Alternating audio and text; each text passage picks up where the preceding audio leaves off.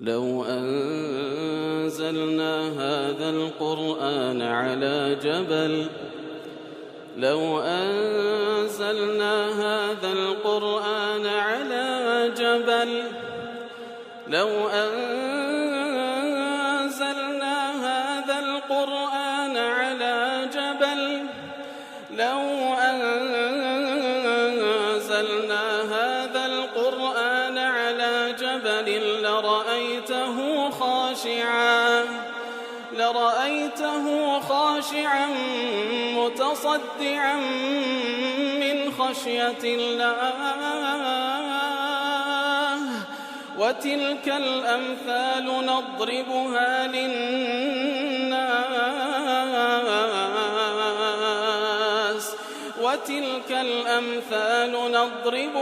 للناس لعلهم يتفكرون.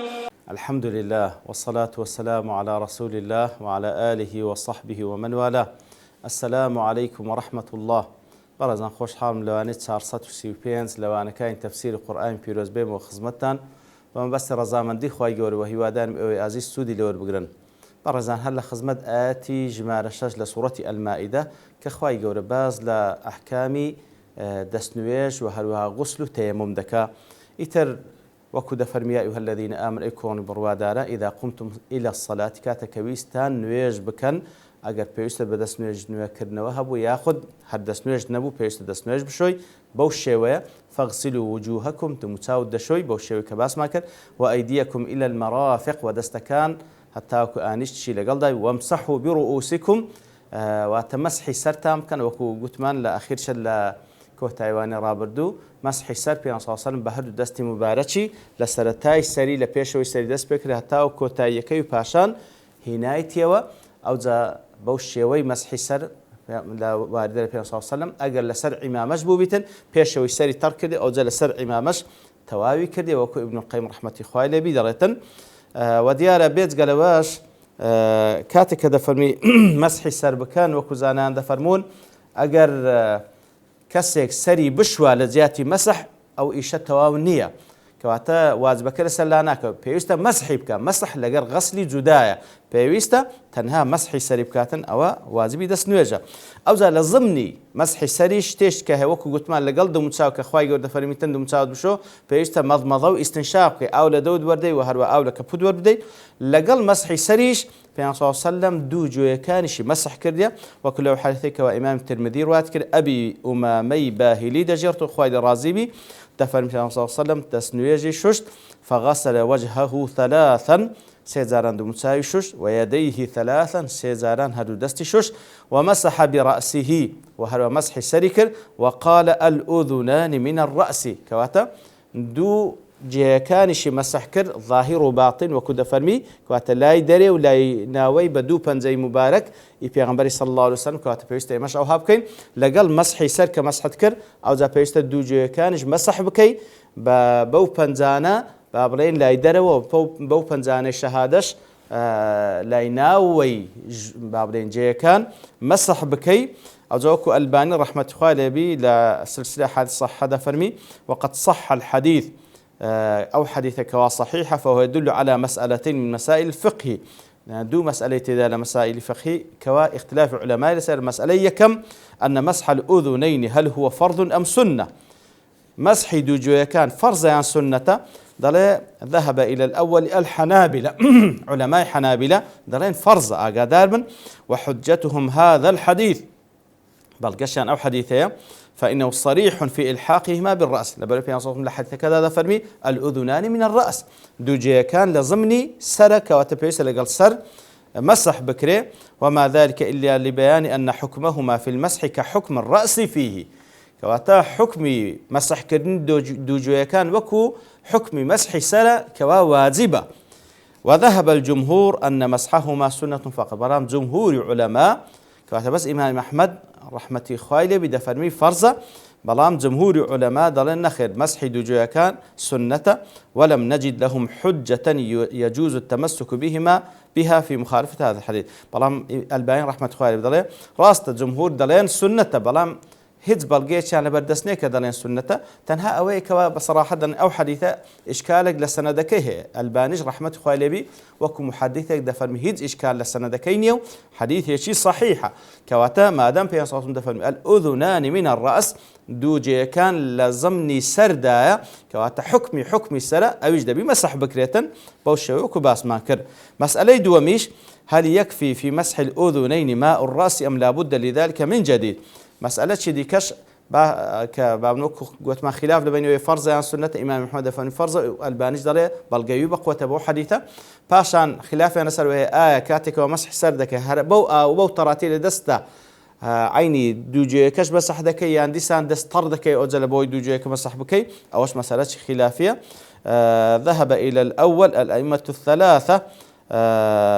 دڵێ سێ ئەئیممەی یەکەم غەیری ئیمامی شافعی ڕەحمەتی خوای لێبی دەڵێن بەو تەڕاتی کە لە دەستە مەسحی سەرت پێکرد هەر عینی بەو تەڕاتیەش مەسحی جێیەکان دەکە پێویست ناکە جاشکە تەڕ بکەیەوە. دەڵێ ئیمامی شافعی ڕەحمەتی خوای لێبی دەڵێ یاخود علەمای شافعی فذهبوا إلى أنه يسن تجديد الماء للأذنين ومسحهما على الانفراد بەڵام ئەوان دەڵێن علماء مذهبي الشافعي دلين بيستسان دستر بكي أو جا جو كان تر بكي طبعا وش هلا سر أساسي فرض عن سنته بهر حال ديار أوي كوا زيادة الألباني ترجيح ذكاء لسر إسناد لسر مذهبي إمامي أحمد رحمة الله عليه فرض أقدار بين فرض بوي كوا دو جو كان مسح بكي وهروها جمهور علماء لسر أوانا هربو أوي كوا بدست بوي كوا مسح سر كده بو أوش مسحي دوجيكام كالبر دوجيكان لزمن رأسه كواتا مادام لمذهب إمام أحمد استنادا لسر أو حديثي فرض أقدار من أجر بيت وفرضش نيا لباب احتياط هر مسح كي بكي باشترا خوهيت زررنيا أجر فرضش نبي سنته وخير الدقات كواتا بيست أقدار بين باشان دفرميتن لباش ويك باسي مسح السريكر أو زاد فرميتن وامسحوا برؤوسكم وأرجلكم إلى الكعبين وبيكانتان حتى وكو كعبين واتا حتى وكو بابرين أو دو جري بيت كوا كعبي بيدا قوتريتن كواتا بيكان بيوستا بشوريت ديار أوش مسأليك خلافية يكزار زوري لسره لبر أوي بدو قراءة هاتية بيكان دشوري يان مسح ذكري وكو أو خلافي كوا مشهورة لبين أهل السنة وهروها أهل الشيعة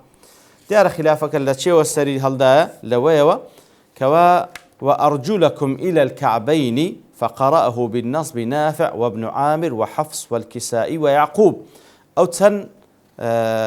إمام بريزة وأرجلكم إلى الكعبين كواتب نصب دخين وأرجلكم إلى الكعبين وباقي أو إمام بريزانة بجر ديخين وأرجلكم إلى الكعبين وأرجلكم إلى الكعبين طبعا هردو الشان قراءة صحيحة لبرويكو معلومة كوا قراءة 7 واردة لبيغمبري صلى الله عليه وسلم يتل خلال أودو قراءة براستي خلاف دروز بلا سروي كوا آية ششتن بيوست لبو بيكان ياخد تنها مسح دكي وكو سر مسح دكري فمن ذاهب إلى أن الطهارة مع الغسل ومن ذاهب إلى أنها المسح ومن مخير بينهما كوات هندق لزانان دلين بيوستا بيبشوري وكو دموتاو وكو دست بيش بشوري هندي تيج دلين نخير وكو سر مسح دكريتن هندي تيج دلين هردو حالت هي واتا سر بشتي أواني كوا زياتر قراءة نصب وردقن وأرجلكم إلى الكعبين وقوت ما قراءة نافع ابن عامر وحفص كسائي يعقوب أوانا بو قراءة ودخينوا ظاهرها يفيد الغسل لو حالتي ما دام وأرجلكم ديخينوا بمنصوب كواتا دلين بيوستا بشوري وكو دموتاو وكو دستكان دشوري أواني كوا بجر ديخينوا وأرجلكم إلى الكعبين أو لو حالتي دلين وكو سرتنها مسح ذكري ديار قراءة نصب أو وأرجلكم إلى الكعبين وكو لأضواء البيان فلا إشكال فيها هيد إشكال كيدانية لأن الأرجل فيها معطوفة على الوجوه كاتلو حالتي إذا قمتم إلى الصلاة فاغسلوا وجوهكم بمنصوب وأيديكم منصوبة وامسحوا برؤوسكم مجرور وأرجلكم منصوبة كاتلو أرجلكم لو حالتي عطف ذكري لسر وجه لسر دستكان لو حالتي حكمكي حكمي أوانو دشوري وتقرير المعنى عليها كواتا لو حالت معنى كوالده فاغسلوا وجوهكم وأيديكم إلى المرافق وأرجلكم إلى الكعبين كواتا دمتساوتان ودستان وبيكانتان بشون ومسح سرتان بكن وإنما أدخل مسح الرأس بين المغسولات كواتا لو حالتي كخواي جورباسي ششتني دمتساوكر ششتني دستكان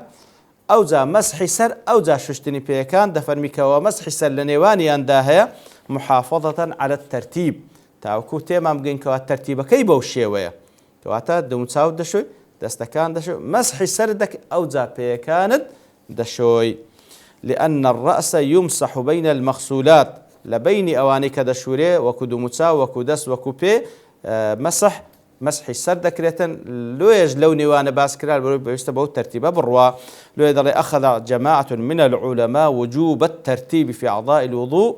حسب ما في الآية الكريمة كواتا علماء ضلين واجبة بالترتيب بشوريتن بوشي ويك خواي جورا باسي كردي سبحانه وتعالى واجبة بو ترتيب عن ناكر دمتساو لباشي بيه بشورينا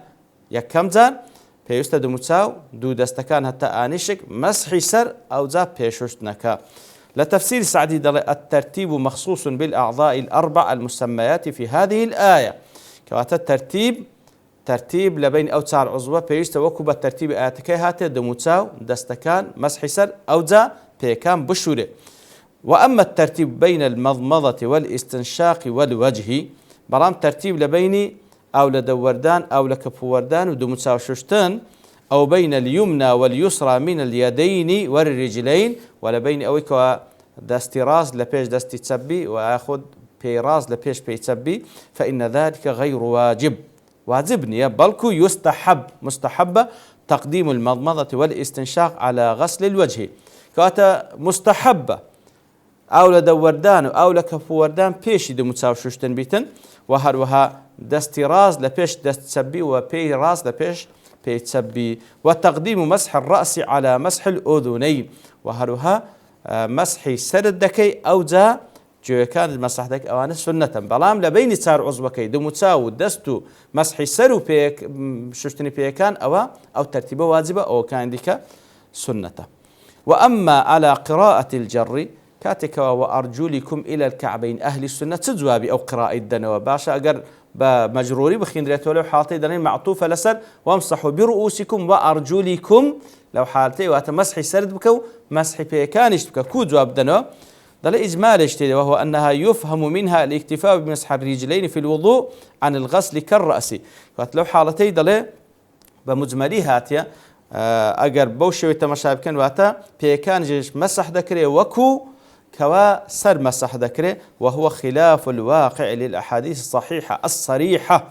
خلافي أو حادث الصحيح الصريحانية كوا هاتية في وجوب غسل الرجلين في الوضوء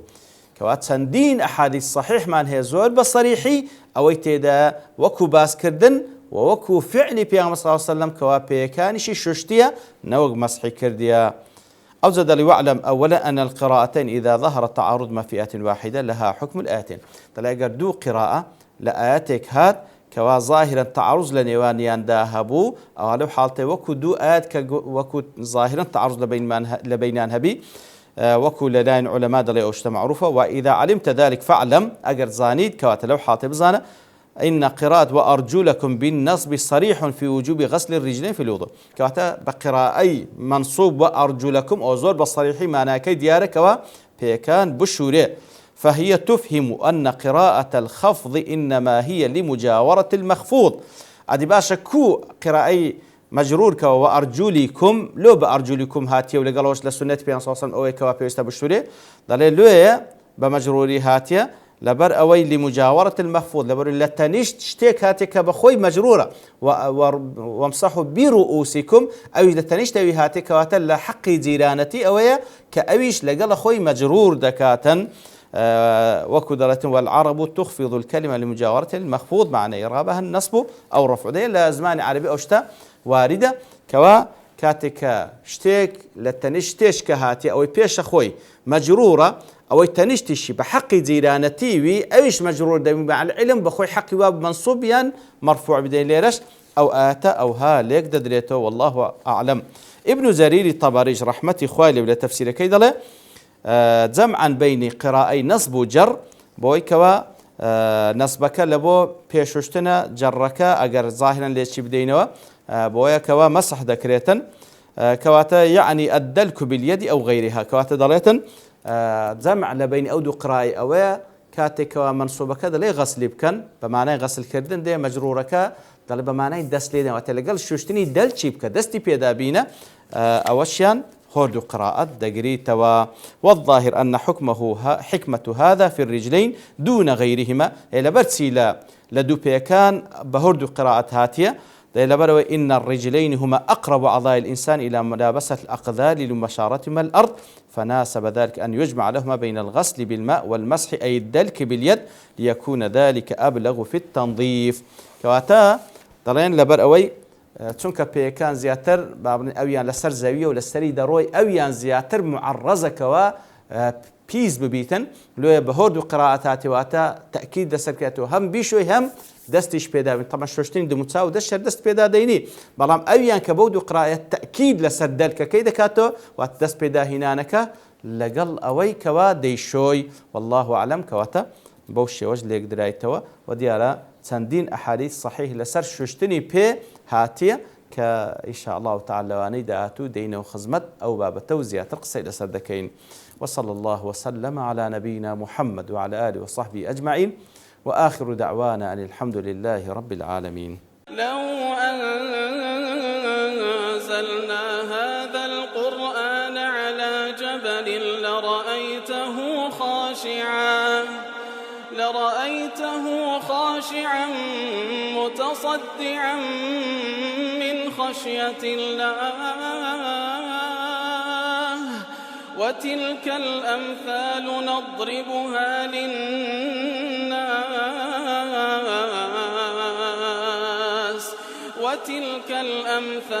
نضربها للناس لعلهم يتفكرون.